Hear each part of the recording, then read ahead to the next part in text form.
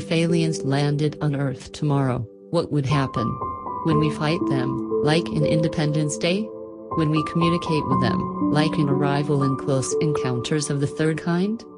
Or would we try to dissect them, like in E.T.?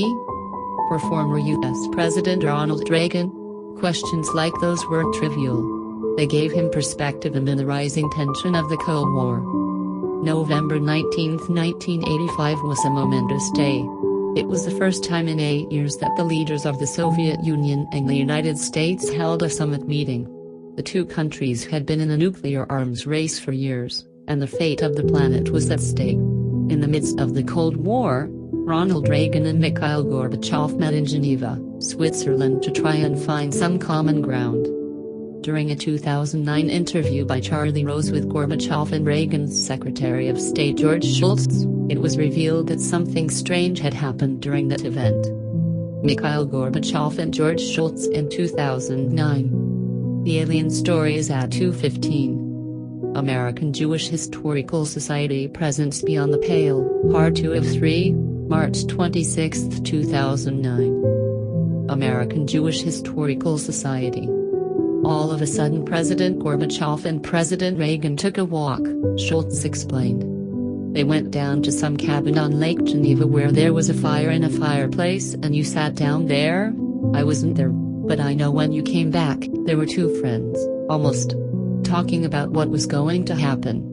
Then we went to the next. At the fireside house, Gorbachev cut in, through an interpreter. President Reagan suddenly said to me, "What would you do if the United States were attacked by someone from outer space? Would you help us?" I said, "No doubt about it." He said, "We too.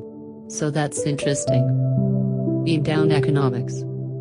If you're unfamiliar with Reagan's history, the former president's question might seem out of left field. But in fact, Reagan was a sci-fi fan who thought about aliens a lot. After all, he's the president who proposed the Strategic Defense Initiative, a defense program involving X-ray lasers and subatomic particle beams that was derisively nicknamed Star Wars. He invoked the possibility of alien invasion multiple times during his presidency, often as a perspective-taking exercise to highlight the absurdity of war. Less than a month after his meeting with Gorbachev, Reagan spoke to the students and faculty of Falston High School in Falston, Maryland. He repeated the conversation he had with the Soviet leader. "I couldn't help but, one point on our discussions privately with General Secretary Gorbachev, when you stop to think that we're all God's children, wherever we may live in the world, I couldn't help but say to him, just think how easy his task and mine might be in these meetings that we held if suddenly there was a threat to this world from some other species, from another planet, outside in the universe. We'd forget all the little local differences that we have between our countries, and we would find out once and for all that we really are all human beings here on this earth together. Well, I don't suppose we can wait for some alien race to come down and threaten us, but I think that between us we can bring about that realization." The president sounded downright Sagan-esque. This wasn't just a lark, either. 2 years later in 1987, he addressed the United Nations with a similar sentiment. Reagan's address to the United Nations, 1987. Skip ahead to 28 hours 45 minutes to hear the quote.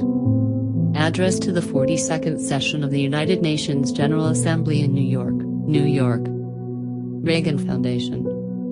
In our obsession with antagonisms of the moment, we often forget how much unites all the members of humanity. Perhaps we need some outside, universal threat to make us recognize this common bond. I occasionally think how quickly our differences worldwide would vanish if we are facing an alien threat from outside this world. And yet, I ask you, is not an alien force already among us? What could be more alien to the universal aspirations of our peoples than war and the threat of war? Reagan wasn't the first world leader to think about extraterrestrial life. Winston Churchill, for one, had done that decades earlier. Nor was he the first person to use outer space as a way to make humanity examine itself. Carl Sagan might be the most famous example of that approach. But his powerful position and the fascination he had with the idea certainly make you stop and think. What would happen if we faced an alien threat? Would we fight amongst ourselves, or would we band together as citizens of the planet? For another peek into Reagan's mind, check out the notes, Ronald Reagan's private collection of stories and wisdom. We handpick reading selections we think you may like. If you choose to make a purchase, Curiosity will get a share of the sale. Advertisement. From the web powered by ZergNet. You should never put a lemon in your drink. Here's why. NASA stunned by mysterious creature in Jupiter's clouds. We finally understand why we shouldn't drain pasta in the sink. Movies that are practically flawless. The story of Christopher Columbus just gets weirder and weirder. The horrible thing you never knew about ducks. Tags. Cold War history. History of the United States. Pistol-carrying Eleanor Roosevelt changed what it means to be First Lady. December 14, 2016. First Lady Eleanor Roosevelt blazed the trail for American women to be opinionated and independent. The fact that she carried a pistol in lieu of Secret Service protection is just an illustration of how hardcore she was. Former First Lady Eleanor Roosevelt's license to carry a pistol. There's a reason you know Eleanor Roosevelt's name when other former First Ladies don't particularly ring any bells. To state it plainly, Eleanor Roosevelt was a boss. While FDR was president and Eleanor First Lady, she often took long-distance trips to carry out her many service projects.